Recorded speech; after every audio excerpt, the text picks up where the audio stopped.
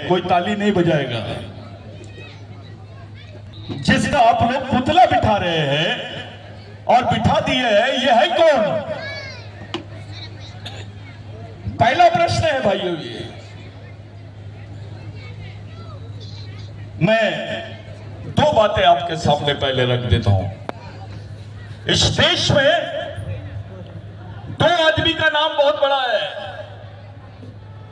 एक है राष्ट्रपिता महात्मा गांधी। थोड़ा शांत रहिए इधर, उनको शांत करिए इधर। एक है राष्ट्रपिता महात्मा गांधी जो गुजरात के ही थे, और दूसरा है परम पूज्य डॉक्टर बाबा साहब अम्बेडकर। ये दो नाम इस देश में सबसे ज्यादा है। महात्मा गांधी तो नोट पे भी चलते हैं और बाबा साहब का नाम संविधान के जरिए लिया जाता है। ये दो लोग इस देश में सबसे बड़े नेता कहलाते हैं। तो मैं पहले आपको बता देना चाहता हूं, जिनको राष्ट्रपिता महात्मा गांधी बोलते हैं, ये साउथ अफ्रीका से भारत में आए। कांग्रेस का पहला अधिवेशन चल रहा था रामगढ़ में। ऐसे ही पेंडॉल लगा हुआ था।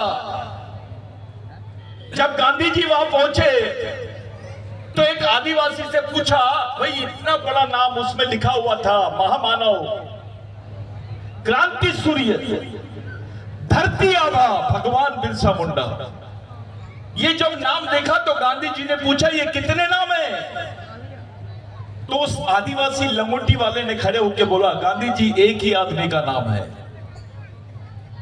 फिर गांधी जी ने पूछा, कितने साल जिए थे? तो उस आदमी ने बताया, सिर्फ 24 साल की उम्र तक जिए। अभी अभी ताली नहीं बजेंगी कोई, क्योंकि मैं ताली बजाने में विश्वास नहीं करता हूं। गांधी जी को बताया कि भाई 24 साल की उम्र में इतना बड़ा नाम, महामानव, क्रांति सूर्य, धरती आबा भगवान बिरसा मुंडा।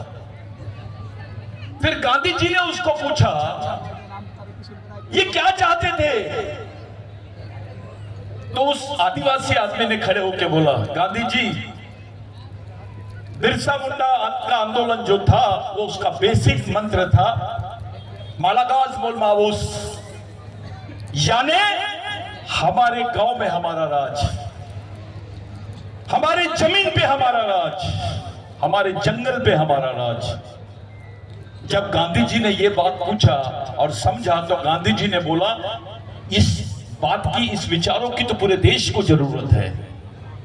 गांधी जी ने टाई कोट उतार दिया, लंगोटी पहन लिया और इस देश में भारत छोड़ो आंदोलन चलाया। गांधी जी ने बिरसा मुंडा से प्रेरणा लिया, जिसकी आपने यहां मूर्ति बिठाई है। अगर गांधी जी इस देश के राष्ट्रपिता है तो बिरसा मुंडा तो इस देश का आजा होना चाहिए, क्योंकि वो आदिवासी है। कोई बात नहीं कर रहा है।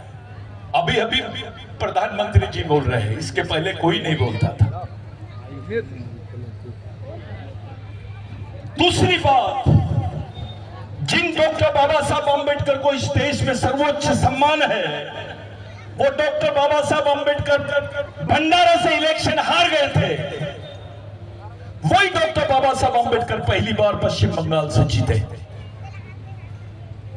जब प्रोविंशियल प्रेसिडेंसी थी, पश्चिम बंगाल से डॉक्टर बाबा साहब अम्बेडकर जीते, संविधान सभा के अध्यक्ष बने और उनको संविधान बनाने का मौका मिला। लेकिन जिन लोगों ने सुभाष चंद्र बोस, कांग्रेस ने सुभाष चंद्र बोस के भाई को वहां पर कैंडिडेट बनाई थी, और पूरे आदिवासी जो बिरसा मुंडा के विचारों पर विश्वास करते हैं, उन्होंने डॉक्टर बाबा साहब अम्बेडकर को जिताया।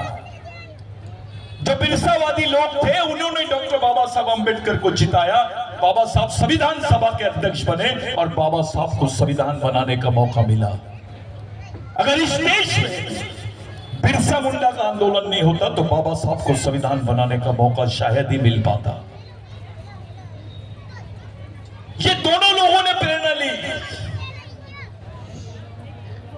125 साल बाद में हम लोगों ने हमारे बाप को याद किया। 1 लाख आदिवासी मारे गए थे, 1 लाख, जिसका रिकॉर्ड पे कोई नाम नहीं था। भूखे प्यासे नंगे,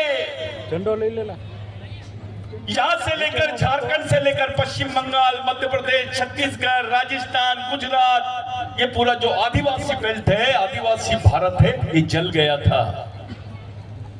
घबराए थे अंग्रेजी सरकार।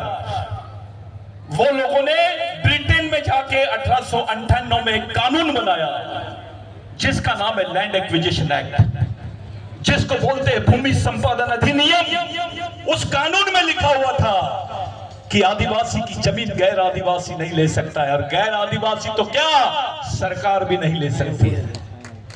अगर वो कानून इस देश में नहीं होता, आप आदिवासी नहीं कहलाते, आपके बदन पे कपड़े नहीं होते।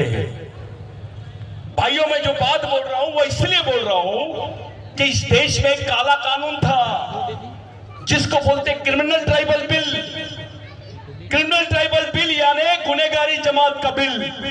भील का बच्चा, गोंड का बच्चा, कोरकू का बच्चा, मातंग का बच्चा, मुंडा का बच्चा पैदा होते से ही गुनाहगार होता था। शायद ये लेख आपको मालूम नहीं है।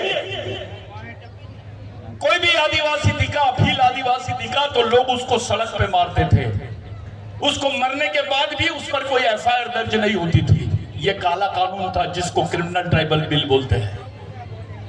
ये अंग्रेजों को उचकाया गया था यहाँ के उच्च वर्णीय द्वारा, और ये कानून बनाया गया।